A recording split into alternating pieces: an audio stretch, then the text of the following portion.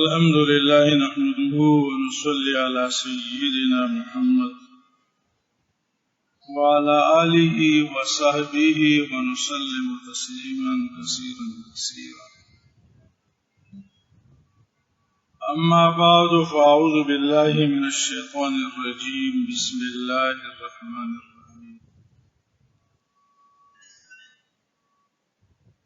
وعن عبادة بن الصامت رضي الله تعالى عنه قال قال رسول الله صلى الله عليه وسلم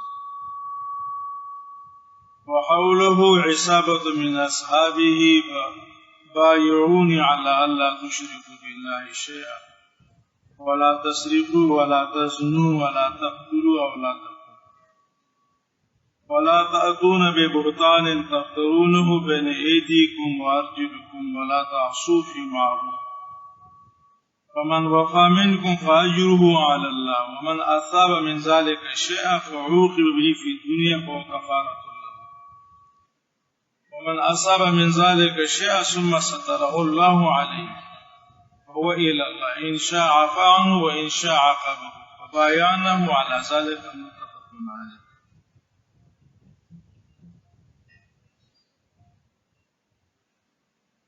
کتاب الایمان ہے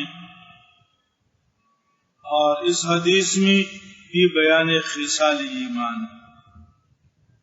بیان خصال ایمان یعنی مقتضیات ایمان. راوی حدیث حضرت عبادہ بن صامت رضی اللہ تعالی عنہ.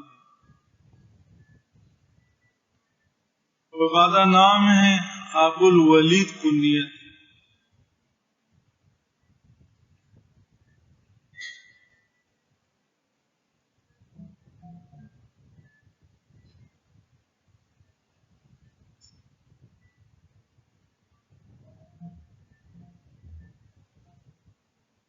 اور آپ سے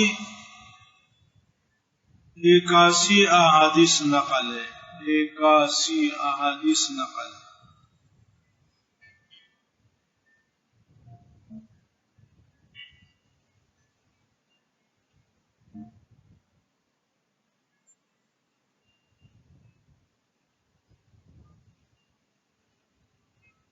ہجرت سے قبل 2 دفعہ حضرت صلی اللہ علیہ وسلم کے ہاتھ میں بیعت کی، ذو بیعتین.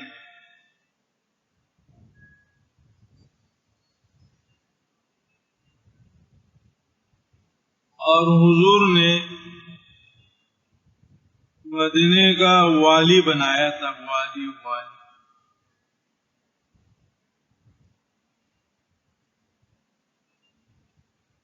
یہ حضرت عبادہ کی خصوصیات. قال رسول الله صلى الله عليه وسلم وحوله عصابة من أصحابه. عصابة جماعت.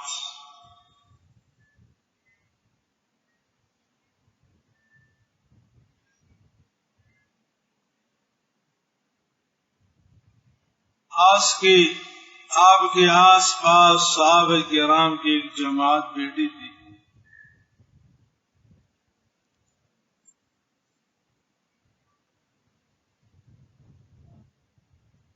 بایعونی یہ قالا کا مقول ہے. قال رسول اللہ صلی اللہ علیہ وسلم بایعونی. بایعونی یہ من البیعت ہے، من البیع نہیں ہے بلکہ من البیعت.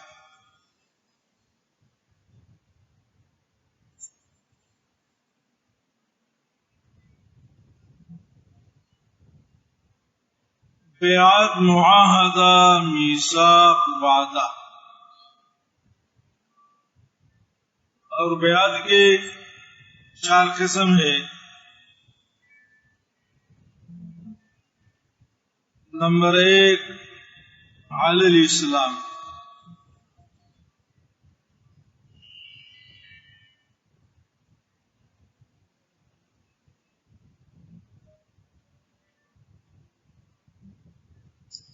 کیا دیکھ رہے ہیں؟ اٹھ جائیں، آپ کو کہہ رہا ہوں اٹھ جائیں، نہیں آپ کے پیچھے بندہ جو بیٹھا ہوا، اٹھ جائیں۔ ابھی میں نے کیا کہا؟ حضرت ابو عبدہ بن صامت کی کنیت کیا ہے؟ عبادہ ابن صامت صحابی ہے، عبادہ اس کا نام ہے، کنیت کیا ہے؟ کنیت کیا ہے؟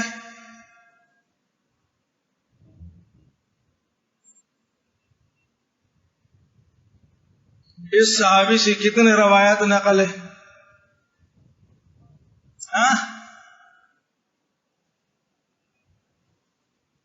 اس صحابی کی خصوصیات کیا بتائے میں نے؟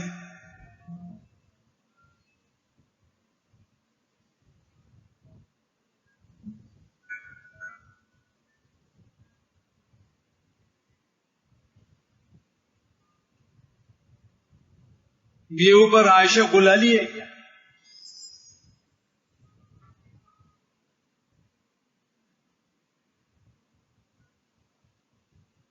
اب جب سے میں یہاں یہ اوپر دیکھ،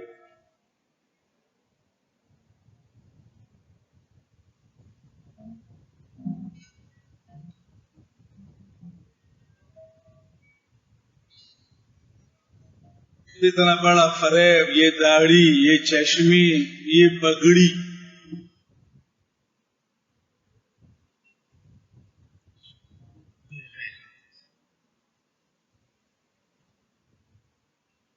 پتہ نہیں تم لوگ بیوقوفوں کے ٹولہ ہو یا ہم لوگ بیوقوف ہیں۔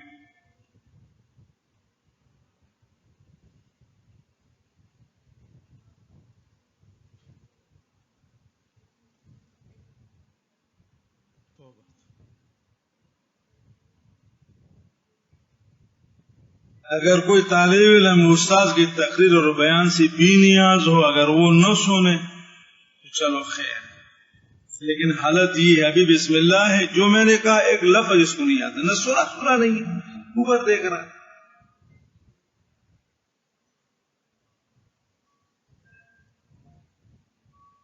تمہیں کیا فائدہ ملے گا؟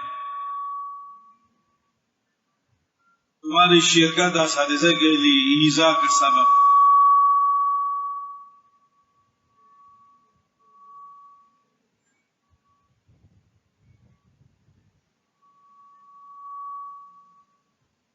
اب استاذوں کے آنکھوں پہ پڑیا باندھ لو تاکہ وہ تمہیں نہیں دیکھ سکے، تاکہ ان کے کلام میں اور تقریر میں کوئی فرق نہ آئے۔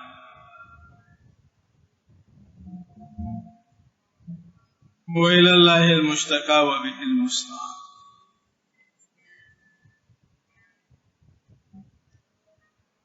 اور یہی تو لوگ ہوتے جب فارغ ہو جاتے تو کوئی فضل الرحمان کے قدموں میں پڑا رہتا ہے، کوئی کسی اور زندہ باد زندہ باد زندہ باد، تباہ برباد زندہ باد، دلی کی اولاد۔ اپنے پاس تو کچھ ہوتا ہی نہیں ہے، پھر بھولو کتوں کی طرح پھر نوالے کی تلاش میں رہتا ہے، کہیں گرا ہوا نوالا فضل الرحمان کا مل جائے، کہیں گرا نوالا کسی اور کا مل جائے۔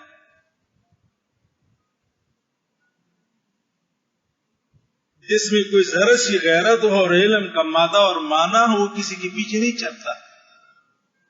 العلم یعلو ولا یعلی علیہ، علم مغلوب نہیں، تم مغلوب بن گئی چلتے۔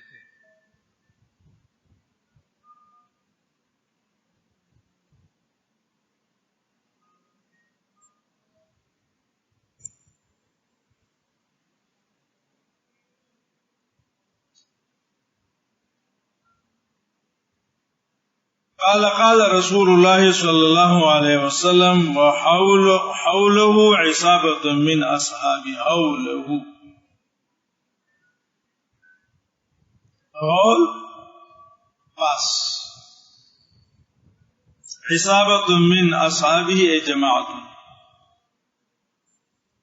بایعونی، میں نے کہا یہ من البیعت، بیعت عہد وعدہ، اور یہ چار قسم ہے۔ علیہ السلام نمبر 2 علی الجہاد، نمبر 3 علی الہجرہ،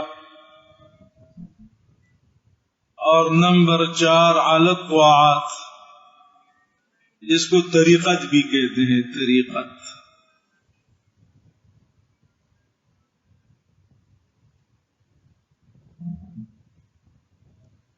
اور یہاں بایعونی علی اللہ تشرکوا باللہ شیئا، یہ بیعت علی الطاعات ہے اور طریقت۔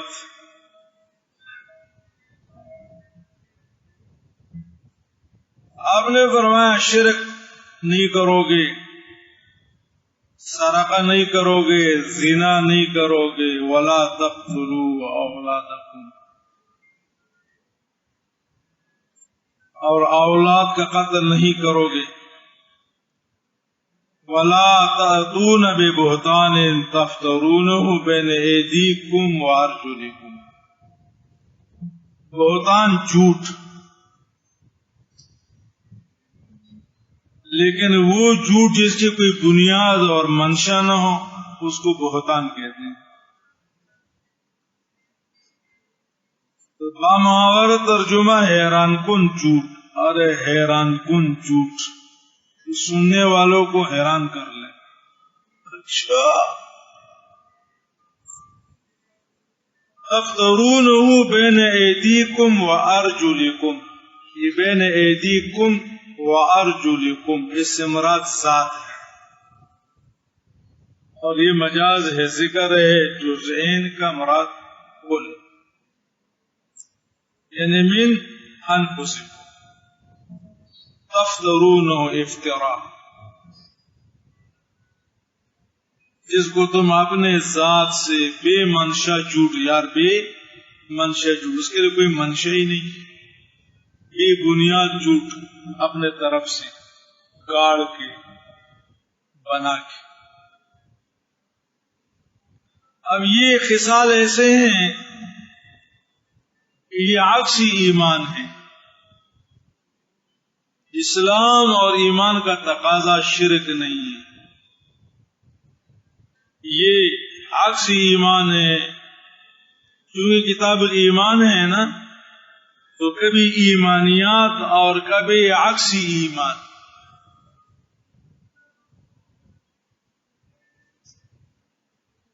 کبھی ایمانیات اور کبھی ازداد ایمان، اس لیے کہ یہ ضد یہ بھی ایک مناسب ہے، اور ضدیت بھی ایک علاقہ ہے اور مناسبت ہے۔ یہ میں نے اس لیے کہا کہ آپ کہیں گے یہ تو کتاب الایمان ہے، اور یہاں حضور فرماتے شرک نہ کرے اور زنا نہ کرے، فلانا نہ کرے، یہ تو ترک منکرات اور یہ تو معاصی ہے، تو عکسی ایمان ہے نا۔ چونکہ کتاب الایمان ہے تو کبھی بیانی ایمانیات اور کبھی عکسی ایمان اور بیان ازدادی ایمان آئی بسن۔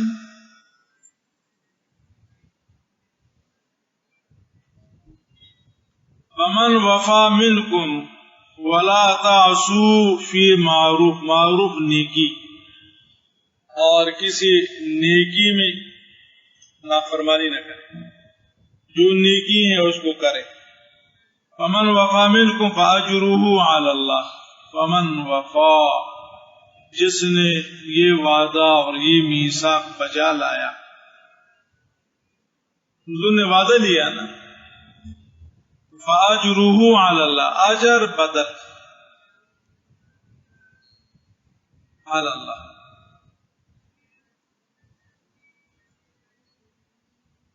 فاجرہ علی اللہ، یہ الزام علی اللہ نہیں ہے،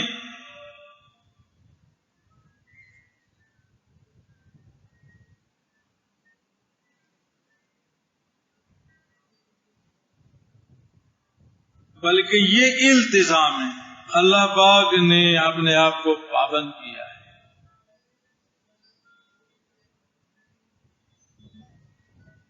ورنہ پھر یہ اعتزال ہوگا کہ واجب علی اللہ بما ہوا اصلح للعباد،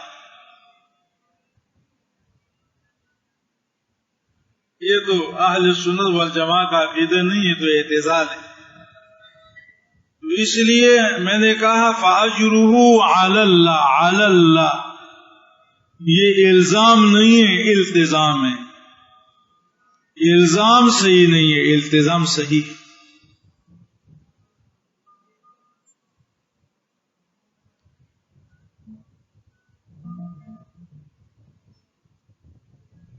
اور اگر اعلیٰ اپنے معنی پر ہو جائیں تو فَأَجْرُهُ عَلَى اللَّهِ تَفَضُّلًا، یہ اللہ پاک کی طرف سے تفضل اور احسان. وَمَنْ أَصَابَ مِنْ ذَلِكَ شَيْئًا، اور ان فوائش میں سے، منہیات میں سے جو پہنچا، یعنی جس نے ارتکاب کر لیا، وَمَنْ أَصَابَ مِنْ ذَلِكَ شَيْئًا، ان مذکورہ ممنوعات اور منہیات کا ارتکاب کر لیا، اصابت ارتکاب، فعوقب به فی الدنیا، عقاب سزا، لیکن وہ حدود کی صورت میں نہیں،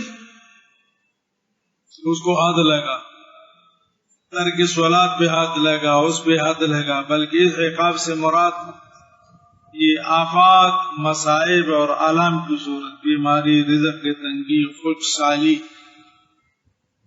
وغیرہ وغیرہ.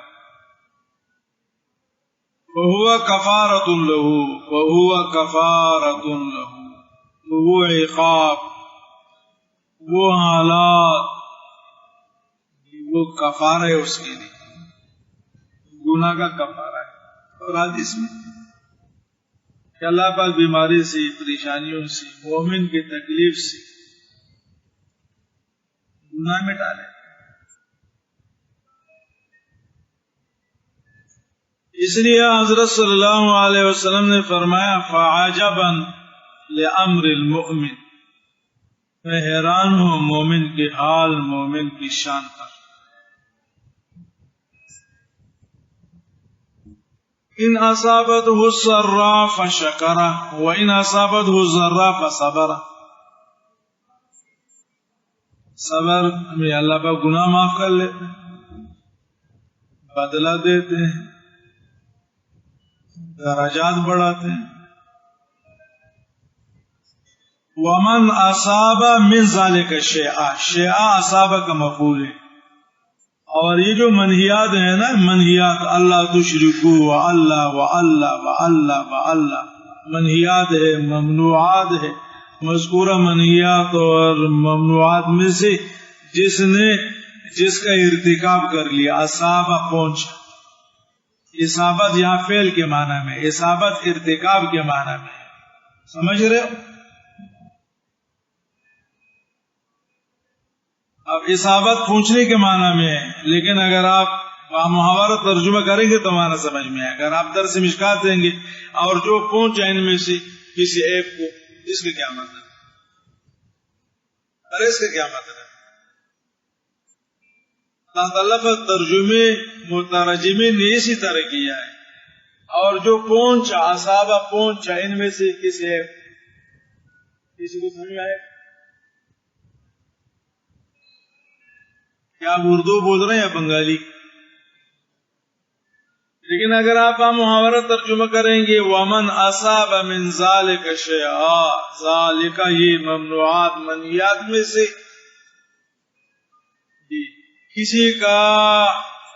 کسی نے ارتکاب کر لیا، ارے شرک نہ کرو، کر لیا، اور جھوٹ نہ بولو، بولا،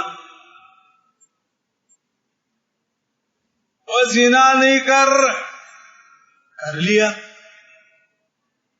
زنا کو پہنچا، لڑکی کو پہنچے بھی نہیں یار، سلام کر لیا، خامخواہ عمران خان کو بدنام کر لیا ہم لوگوں کو. ابھی پہنچا کہاں ہے؟ بہت دیر ہے پہنچا. یہ کیا لایا ہے؟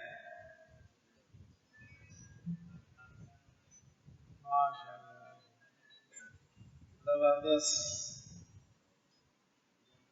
واقعی یار اس ملک سے محبت ہونی چاہیے، دعا کر اس میں.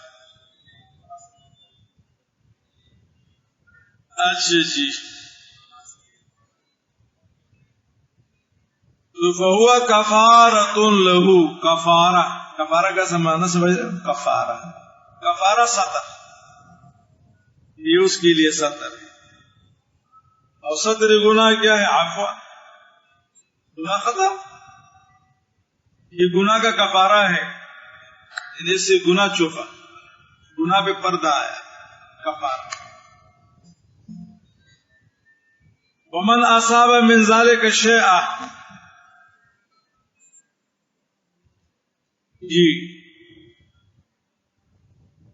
ثم سترہ اللہ علیہ فهو الی اللہ، اور جس نے ان چیزوں میں سے کسی ایک کا ارتکاب کر لیا لیکن مرتکب کبیرہ پر اللہ پاک نے پردہ ڈالا، یعنی دنیا میں اس کو کچھ نہیں کہا، اور یہ دنیا میں کچھ نہیں کہا، زانی کو کچھ نہیں کہا،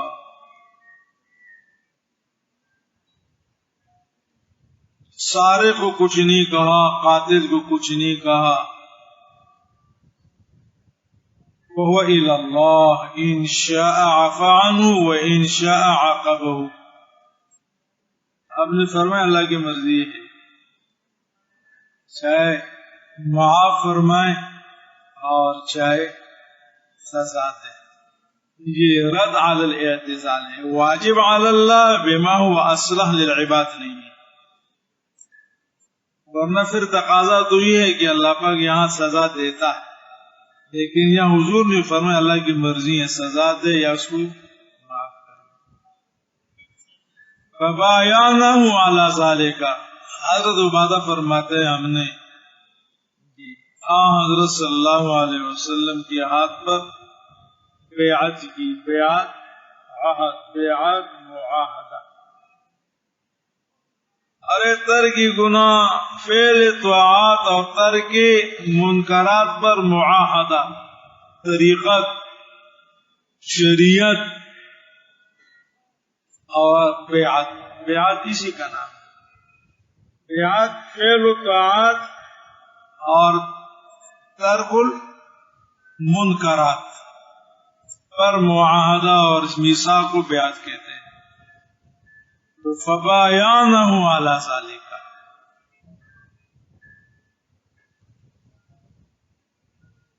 تو یہ بیعت مقتضی ایمان ہے نا، کتاب الایمان ہے. میں نے کہ اس حدیث میں ایمان کے مقتضیات اور خصال ایمان بیان ہو رہے ہیں.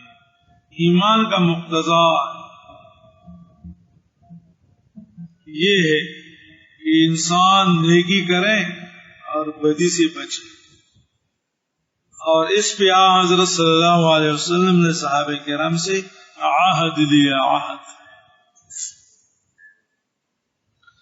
وعن ابی سعید الخدری رضی اللہ تعالی عنہ قال خرج رسول اللہ صلی اللہ علیہ وسلم فی اضحى او قال فطر الى المصلى ومر على النساء وقال يا معشر النساء تصدقنا فإني أريتكن أكثر أهل النار. فقلنا وبما يا رسول الله؟ قال تكثرن اللعن وتكفرن العشير، ما رأيت من ناقض عقل ودين أذهب للب الرجل الهازم من إحداكن. قلنا وما نقصان ديننا وعقلنا يا رسول الله؟ قال أليس شعارة المرء مثل نصف شعارة الرجل؟ قلنا بلى. قال فذلك من نقصان عقلها. قال أليس إذا هازت لم تصلي ولم تصم؟ قلنا بلى. قال فذلك من نقصان دينها. متفق عليه.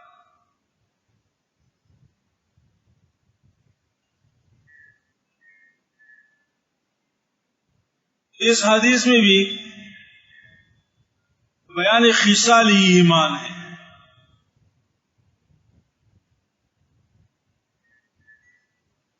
اور یوں کہ جس طرح ایمانیات کا بیان، دعوت، تبلیغ، نصیحت مردوں کا حق ہے، اسی طرح خواتین کا بھی حق ہے.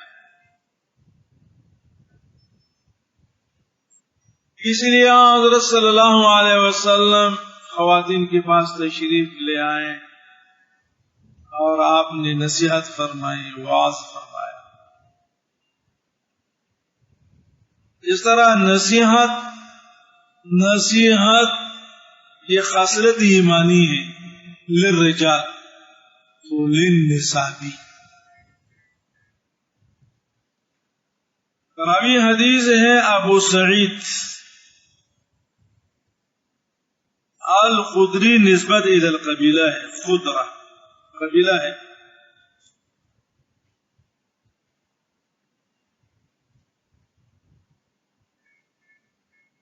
اور اس کا نام سعد ابن مالک ابن سنان، سعد ابن مالک ابن سنان، سعد ابن مالک ابن سنان.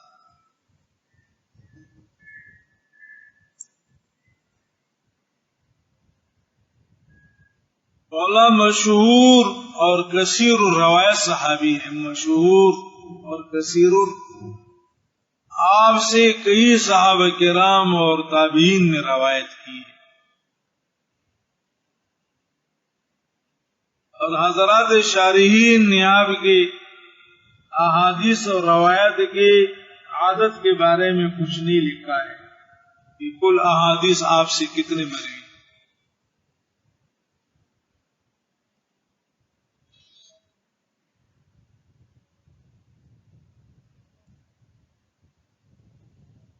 بہرحال اس نفی کی کاپی میں لکھنے کی ضرورت نہیں ہے.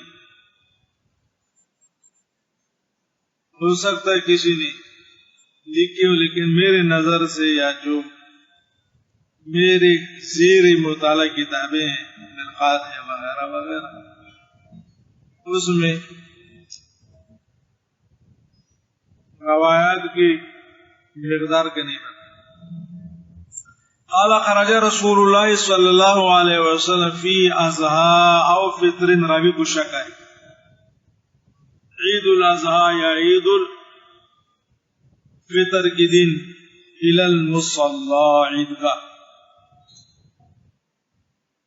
فمر علی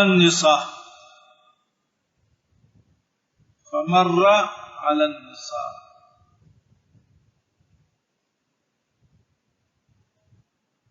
مرور گزرنے کے معنی میں ہے. آپ کا گزر ہوا عورتوں کے پاس، معنی یہ ہے کہ آپ عورتوں کے پاس آئے. یہ معنی نہیں ہے کہ آپ جا رہے تھے، اسٹاف میں عورتیں بیٹھی تھی اور آپ نے خلاف.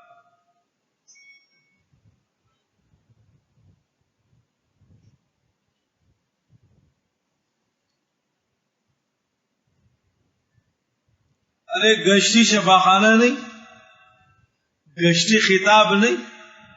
حضرت صلی اللہ علیہ وسلم کے خطاب اہتمام سے ہوتا تھا. فمر علی النساء کا معنی نہیں کہ عورتوں کے پاس سے گزرا. فمر علی النساء، عورتوں کے پاس آئے.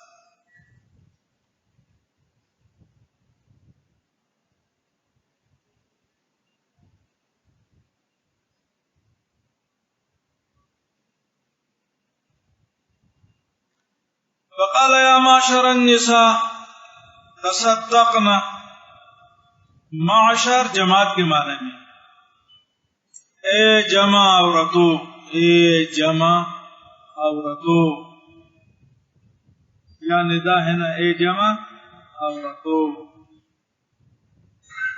صدقہ کر لے. تصدقنا، تصدقنا امر کا صیغہ ہے، صدقہ دے.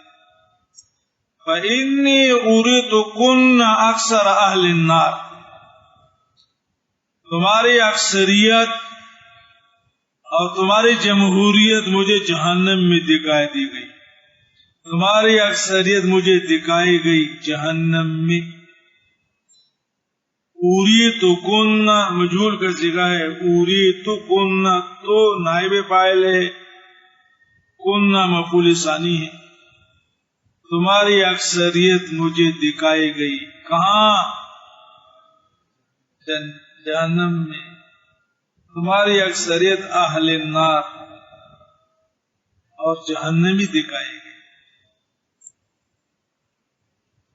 شب معراج میں یا خواب میں اور یا کشف کی صورت میں، اور ایک کشف کی صورت میں اللہ پاک نے جہنم سے پردہ اٹھایا. اب ہمارے اور جہنم یا جنت کے درمیان میں پردہ ہے نا، وہ حائل پردہ ہے. ان آنکھوں سے، ارے یار ان آنکھوں سے ہم جنت نہیں دیکھ سکتے، ارے حور نہیں دیکھ سکتے. دنیا کی حور دیکھ سکتے لیکن جنت کی حور نہیں دیکھ سکتے.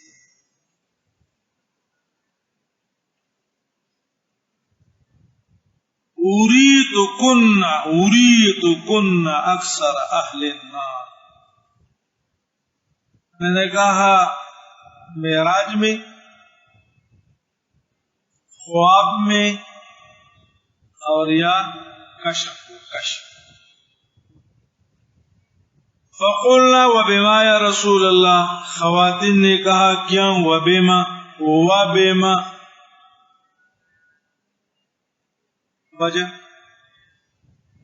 ہماری اکثریت جہنم میں کیوں؟ وجہ یا رسول اللہ، وجہ سوال وجہ سے. قال تکثرن اللعن وتکفرن العشیر. لعن کا معنی لعنت سے ہے، لعنت دوری، اور اصطلاحاً لعنت اللہ کے رحمت سے دوری کی بد دعا. اللہ اس پر لعنت بھیجے انہیں اپنے رحمت سے دور کرے.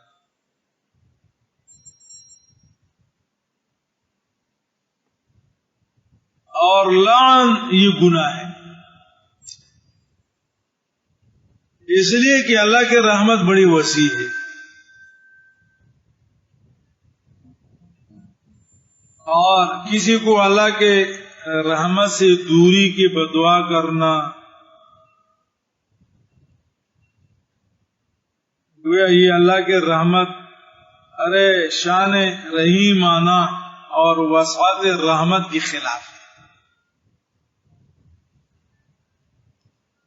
اس لیے علماء کرام نے لکھا ہے کہ منصوص کفار کے علاوہ کافر کو بھی آپ ملعون نہیں کہہ سکتے، اس پہ لعنت نہیں بھیج سکتے. ایک تو منصوص کفار ہے نا، ابو لہب ہے، ابو جہل ہے، فرعون ہے، حامان ہے تمہارا چاچا.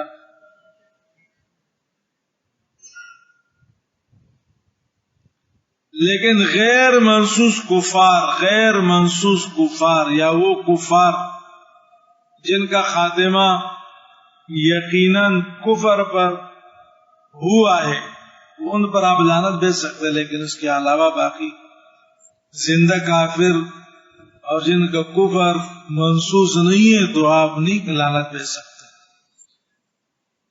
یہ اللہ کے رحمت سے دوری کی یہ بد دعا، یہ اللہ کے رحمت شان رحیمانہ کے خلاف ہے، اللہ پاک کو پسند نہیں. اور عورتوں کے مزاج میں لعن طعن ہے. تکثرن اللعن، تم لعن اور لعنت کو کثرت سے بھیجتی ہو. وتکفرن العشیر، عشیر معاشر خاون، زوج، میاں. تکفرن، کفر کے دو قسمیں ہیں، ایک ہے کبیرہ اور ایک صغیرہ. کفر کبیرہ شرک،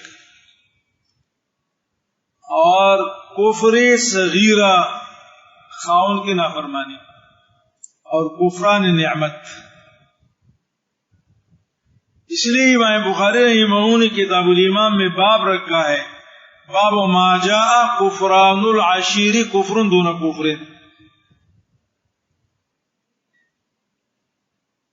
کفران العشیر خاون کی نافرمانی، کفر دون کفر، یہ کفر کی ایک قسم ہے. ارے ایک چھوٹا سا قسم ہے کفر ہے، چھوٹا سا ایک قسم ہے. ایک تو بڑا کفر ہے نا، اکبر کفر ہے. ارے اکبر کافر نہیں ہے، ایسا نہ ہو کہ آپ جائیں کہ یار مشکات میں مولانا اکبر کو کافر کہا. ایک ہے کفر اکبر، بڑا کافر. ارے کیا بڑا کافر، اور ایک ہے چھوٹا کافر.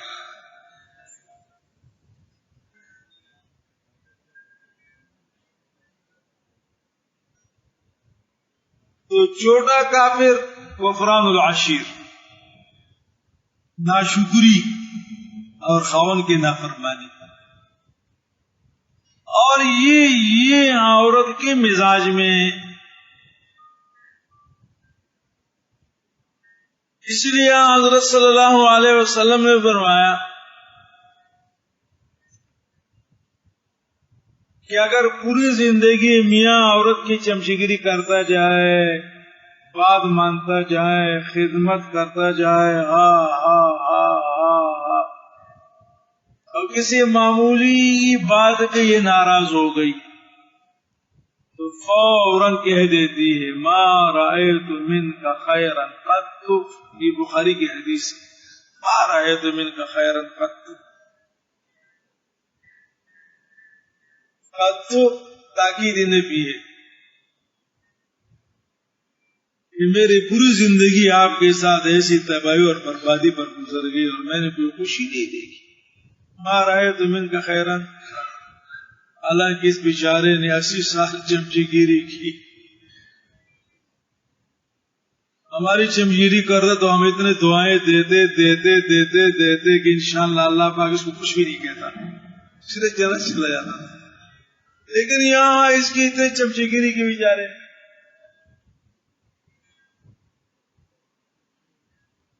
یہ عورتوں کے فطرت. ابھی سفر عمرہ میں ایک بوڑھی میاں ہمارے ساتھ تک ہوٹل میں، اور وہ عجیب مزاج تھا، بہت سخت غصے والا بندہ. ایک دن بیٹھا ہوا تھا تو ایسے باتیں ہونے لگی. مجھے کہا مفتی صاحب میں حیران ہوں، یہ جو ہماری بچیاں ہیں نا، بچیاں، ان کے لیے ہم کیا کچھ نہیں کرتے. سارا دن گدھا بن کر کے کماتے ہیں، یہ کرتے ہیں، یہ بچیاں پوچھ رہے ہیں، پھر یہ اور وہ. اور جب ان کی شادی ہو جاتی ہے، بچیوں کی بات کر رہے ہیں عورتوں کی، وہ ہی نہیں کہتے کہ میں ابو کے گھر جا رہی ہوں، امی کے گھر جا رہی ہوں. کبھی یہ نہیں کہتی، اعلیٰ کبھی نہیں کہتی. یہ تو یہ معاشرہ ہے، محاورہ ہے. یہ نہیں کہ ابو کے گھر یا بھائی کے گھر. 3 بچوں کے ماں ہے، 10 بچوں کے ماں ہے، ماں ہے یا نہیں، لیکن وہ امی کے گھر جا رہی ہے، امی کے گھر جا رہی ہے. کہتے تمہاری امی نے تیرے لیے کیا کیا ہے سوائے سونے کی اور بیجائے مطالبوں. گدھا تو باپ بنا ہوا تھا. بیچارے نے پوری زندگی گدھے کی گزاری، کما کما کر کے، لوگوں کو دھوکے دے دے کر کے. بیٹی کی شادی ہے، بیٹی رخصت ہو گئی، ابھی ابو بول گئے، ابو زندہ ہے، مر بھی نہیں گیا، لیکن یہ کہتی ہے جی امی کے گھر جا رہی. میں نے کہا یار یہ تو عجیب نقطہ آپ نے بتایا. اب یہ نافرمانی نہیں ہے، امی کے گھر جا رہی ہوں. آپ یہ کیوں نہیں کہتے ہیں اپنے گھر جا رہی ہوں؟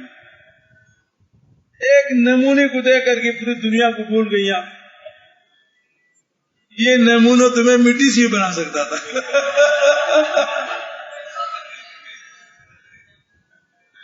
ارے یہ نمونہ جو تمہارا میاں ہے، اب یہ بنا کے دے دوں، بنا کے دے دوں. یہ دیکھیں، یہ عورت کے نافرمانی کفران نعمت. یہ اس لفظ میں بھی کفران ہے،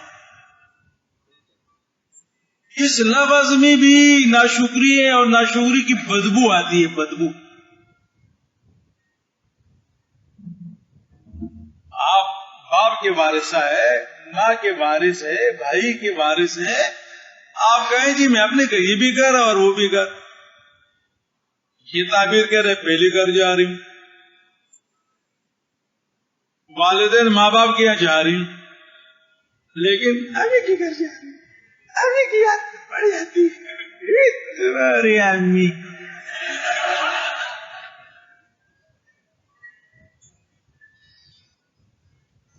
میں نے کہا یار یہ آپ نے بہت کہتے مجھے بہت غصہ آتا ہے، بہت غصہ. میں نے اپنے بچیوں کو سمجھایا، میں نے کہا تمہارے منہ سے میں نے یہ سنا نا خبردار. بعض لوگ بڑے عجیب الفاظ میں غور کرتے ہیں، کہتے ہیں نا امی کی گالیاں، ہمارے امی نے کیا کیا.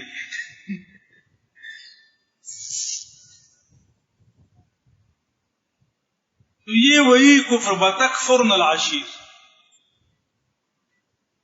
عورتوں کی بات ہو رہی ہے نا، تو بیٹی بھی تو عورت تو ہے. بتکفرن العشیر، عشیر معاشر خاون.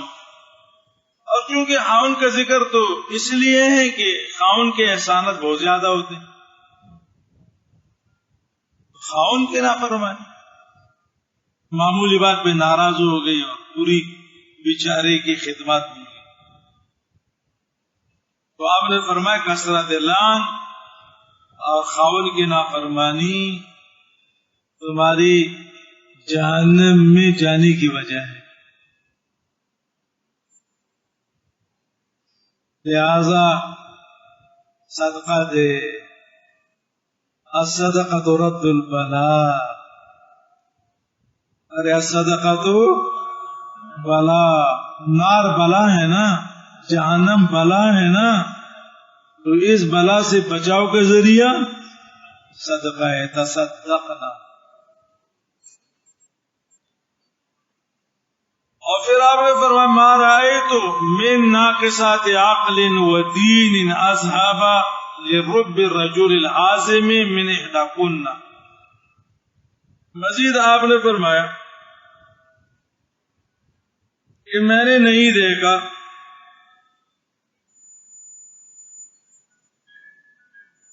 کسی کمزور عقل اور کمزور دین والوں تم سے زیادہ فتنہ مردوں کے لیے. اذهب للب الرجل العازم من احداکن من ناقصات عقل و دین. یہ بیان مقدم ہے من احداکن سے. ما رأیت من احداکن من ناقصات عقل و دین. عبارت یوں ہے اذهب زیادہ ختم کرنے والا، زیادہ زائل کرنے والا، زیادہ. لب عقل کو کہتے ہیں. رجل مرد، حازم مضبوط پالوان. ارے حازم مضبوط پالوان شخص.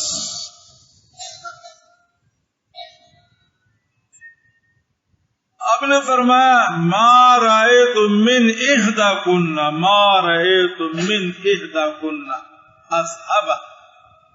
میں نے تم سے زیادہ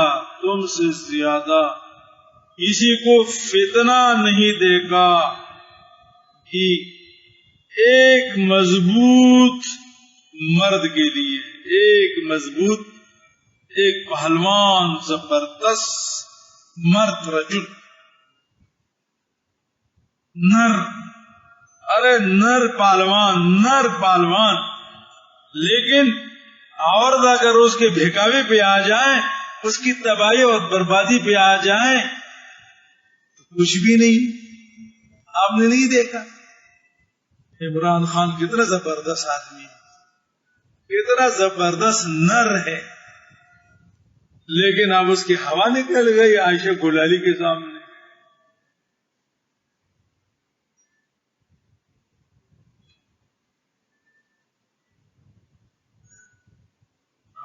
بہکاوے میں آ گئے. ایک تو یہ تو دعویٰ ہے. اب وہ ایک نارینہ، ایک تو مطلق مرد ہے نا، ہر مرد نر نہیں ہوتا. نر سمجھ رہے ہو، نر. لیکن ایک نر جس رجل میں رجولیت بے تمامی ہو، 100% رجولیت ہو. الحازم مضبوط پالوان. آپ لوگ نہیں کہتے فلاں آدمی جو ہے نا مضبوط اعصاب کا مالک ہے. ارے مضبوط اعصاب کا مالک، حاضر مضبوط اعصاب والا پہلوان، لیکن وہ ایک مریل عورت کے لیے کچھ بھی نہیں ہے. ارے کچھ بھی نہیں ہے. یہ پہلوان کا مقابلہ تو کر سکتا ہے، دشمن کا مقابلہ تو کر سکتا ہے، توپوں کا تو مقابلہ کر سکتا ہے، میزائلوں کا مقابلہ کر سکتا ہے، اور جٹ جازوں کا مقابلہ کر سکتا ہے، لیکن ایک مریل خاتون کا مقابلہ یہ نہیں کر سکتا. اس حدیث میں عورتوں کی فتنوں کا ذکر ہے. ما رأیت من احداکن من ناقصات عقل و دین، من ناقصات عقل و دین، یہ من احداکن سے بیان مقدم واقع ہے. ما رأیت من احداکن، اذهب تم سے زیادہ، تم سے زیادہ، ارے تم سے زیادہ تباکن، تم سے زیادہ تباکن.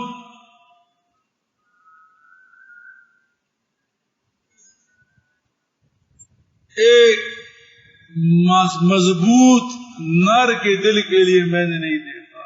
ارے مضبوط اعصاب کا مالک ایک پہلوان مرد کے دل کے لیے تباکن، اس کے دل میں بیٹھنا تو کیا، بلکہ تمہارے اشارے سے اس بیچارے کے دل کے ٹکڑے ہو جاتے ہیں. ارے ذرا سی اشارے سے اس کے دل کے ٹکڑے ہو جاتے ہیں، اس کی ہوا نکل جاتی ہے. جی جو بھی کچھ کہے، لیکن اس کو پھر دیر سے آنا پڑتا ہے. تو لب کا معنی عقل خالص، تام عقل، کامل عقل. للب الرجل الحازم، للب ایک لام اصلی ہے، دوسرا لام جارہ ہے. من احدا قلنا وما نقصان دیننا وعقلنا، خواتین نے کہا یا رسول اللہ دین کی اور عقل کی کمی ہماری کیا؟ قال الیس شہادت المرأة مثل نصف شہادت الرجل؟ الیس لیسا نفی، حمزہ للنفی، استفہام انکاری ہے نا، اور نفی جب نفی پر داخل ہو تو معنی اس بات، کیا ایسا نہیں ہے یعنی ہے.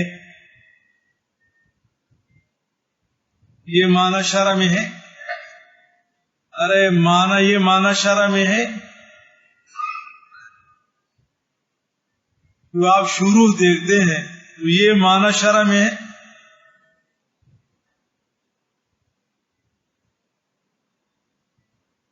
لیسا نفی، حمزہ استفہامیہ للانکار، اور انکار نفی، اور جب نفی پر داخل ہو تو اس بات. تو اب محاورہ ترجمہ اب یہ کریں گے کہ یقیناً ہے ایک عورت کی گواہی مرد کے نصف ہے نہیں، قرآن کریم کی آیت ہے. قلنا بلا، عورتوں نے کہا بالکل جی ہے. تو آپ نے فرمایا فذالک من نقصان عقلها، عورتوں کا حافظہ ضبط کمزور. لیکن یقین جانی آج کے مردوں سے اور آج کے جوانوں سے یہ ہماری بچیاں اور بہنیں بہت اچھی.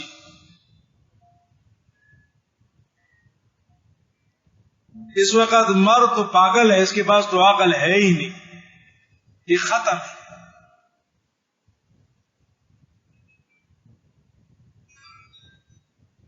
اب دنیا کے ہر شعبے میں، ہر فن میں، چاہے ہنر ہو چاہے علم ہو، خواتین آگے.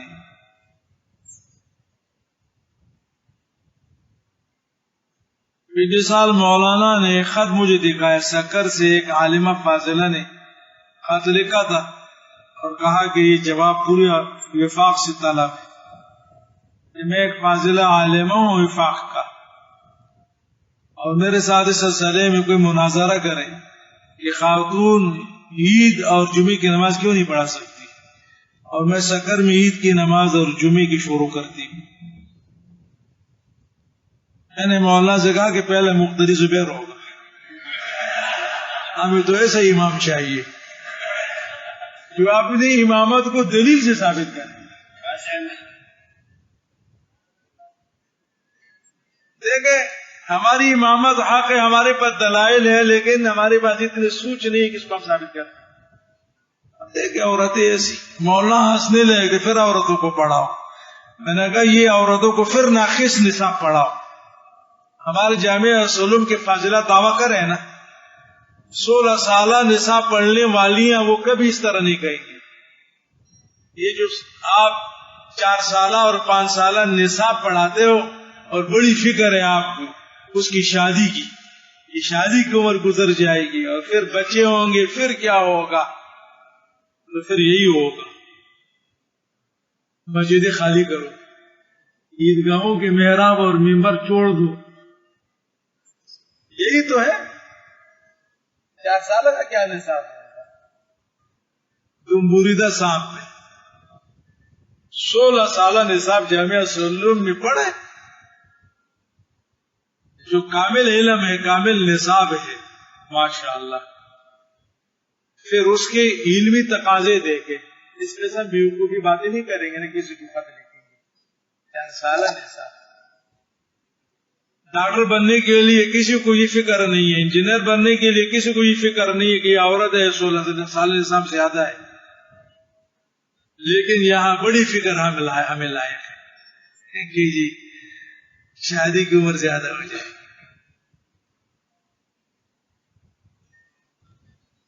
جب عقل، جب دین، علم ناقص ہوگا تو پھر عمل بھی ناقص ہوگا، ختمی بھی ناقص ہوں گے، دعوی بھی ناقص ہوں گے۔ پورا پڑھو، پورا 4 سالہ کوئی نصاب نہیں ہوگا۔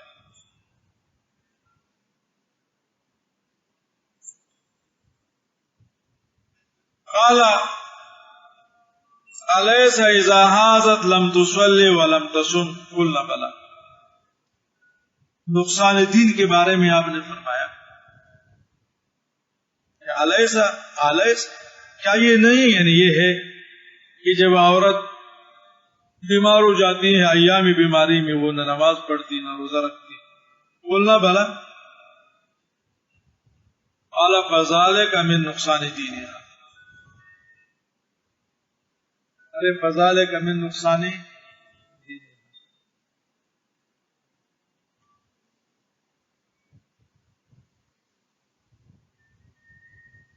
یہ دینی کمزوری ہے۔ حالانکہ ان ایام میں تو رخصت ہیں، وہ رخصت پہ ہیں، امام صاحب چھٹی پہ ہیں۔ امام صاحب کو اگر حیض آ گئے، سب کو پتہ چلے کہ جی آج امام صاحب حیض میں، اور نائب امام کو اگر حیض آیا تو، یا امام صاحب کی بچی پیدا ہو گئی، اور زیادہ سے زیادہ ایام نفاس 40 دن ہے، اور ساتھ ساتھ وہ دوسرا امام بھی حمل سے تھا، 5 دن کی بعد اس کی یہاں بھی بچی پیدا ہو گئی۔ اس نے اپنے حال پہ غور نہیں کیا، لیکن یہ امامت کا دعویٰ ہے۔ جی اگرچہ رخصت پہ ہے، رخصت پہ ہے، رخصت پہ ہے، اور ترک سیام اور ترک صوم پہ گناہگار نہیں ہے، رخصت ہے، رخصت، لیکن پھر بھی عزیمت عزیمت ہے۔ ارے رخصت ہے، گناہ نہیں ہے، لیکن دوسری طرف عزیمت ہے، روزہ ہے، نماز ہے، عمل پر عزیمت ہے، وہاں رخصت ہے۔ ترک عمل بھی گناہ نہیں ہے، ترک باعث گناہ نہیں ہے، رخصت ہے، چھٹی ہے، لیکن صاحب عزیمت اور صاحب رخصت کے مرتبے میں فرق. اب بیمار ہے، آپ نے چھٹی لے لی، ٹھیک ہے جی، اب جا کے غرفے میں آرام کریں. اب غیر حاضر شمار نہیں ہوں گے آپ، اور آپ قابل عتاب نہیں. لیکن وہ حضرات جو شوروں سے یہاں بیٹھے ہوئے عزیمت پہ عمل کر رہے ہیں، دونوں میں سب برابر ہے. اگرچہ شرط کی طرف سے رخصت ہے، لیکن عزیمت اور رخصت کے مرتبے میں آواز نہیں آئی. عزیمت اور رخصت کے مرتبے میں، عزیمت اور رخصت کے مرتبے میں، عزیمت اور رخصت کے مرتبے میں. فذالک نقصان دینها متفق علیہ کما وعدہ.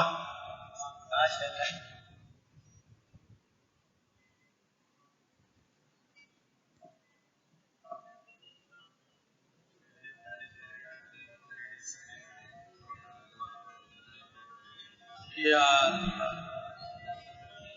ہمارے ایک ساتھی ہیں، ان کے والدین بیمار ہیں اور والد صاحب سخت علیل ہے.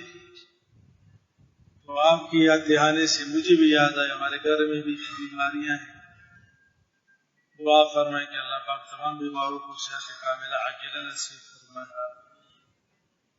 مرض کو مرضا کے لیے باعث اجر، باعث عفو، باعث رفع درجات بنائے. اللهم انا نسألك العفة والصحة والأمان وحسن الخلق ورضا بالقدر. اللهم اشف مرضانا ومرضى المسلمين. اللهم نفس كرب المكروبين من المسلمين. اللهم فرج هم المهمومين من المسلمين.